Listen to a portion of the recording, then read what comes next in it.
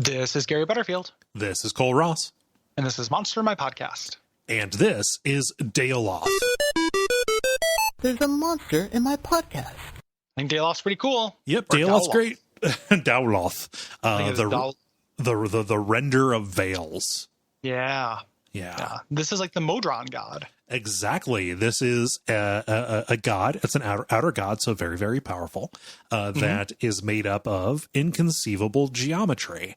And even the people who summon him need to make sure they do it in deepest darkness, because once the human eye grabs onto a piece of its outline, it follows it into madness. Yeah, that's very cool. It's basically a weaponized fractal. Yeah. That is constantly bleeding through in different dimensions. So it is like a tesseract. Yeah. Yep. And not aggressive or anything. It doesn't actually attack anything. It just, when it touches them, it sends them into another dimension. Which, I mean, they're not always going to work out great. Probably not going to work out great in Call of Cthulhu. Right. But very cool as an idea. This is, we're going through this, I'm kind of paying more attention to the names and stuff. Yeah. And wanting to branch out into some of the other kind of mythos authors. Yeah. Ramsey Campbell Ramsey Campbell is one to watch. Yeah. Basically. I am partway through his book, the Darkest Part of the Woods. Okay. It's a modern book. It's not part of his like mythos series stuff, but it is very good. Yeah. And he's described as the British Stephen King often. So Ramsey Campbell has stuck out to me. Thomas Ligotti as well. Yeah, Thomas Ligotti is good. Yeah.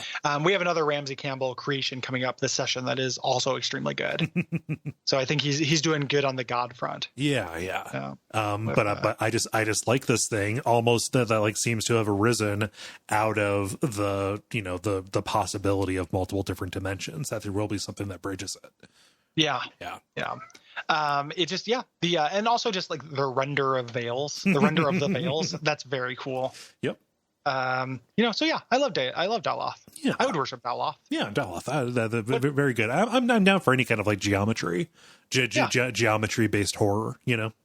What is what's the downside of worshiping Daoloth? Like we talk a lot of shit about cultists on this show, but like it just it can give you supreme knowledge, which like we'll find out next episode is bad. Well, and also we will find out by knowing what Call of Cthulhu is that supreme knowledge is bad. Supreme knowledge is bad. But just like this guy, he's not aggressive. He's not malicious. He's just cool looking. Yeah. Like it's basically worshiping a trapper keeper, like a cool trapper keeper image, or like a magic eye. Do you think that's what Lisa Frank saw? Yeah, and say that joke for the next episode, man. Okay. I mean, it's too late now, but that would have been a good ending on the next one. But it feels like, because when we were young, we worshipped trapper keepers. Oh yeah. Like it was just like extremely cool. Like, hey man, this one has a bunch of cool space images on it. So the trapper keepers, I don't know if they're still a thing. If any teens out there who are listening can let us know, at us, I guess, just destroy us, brutal teens.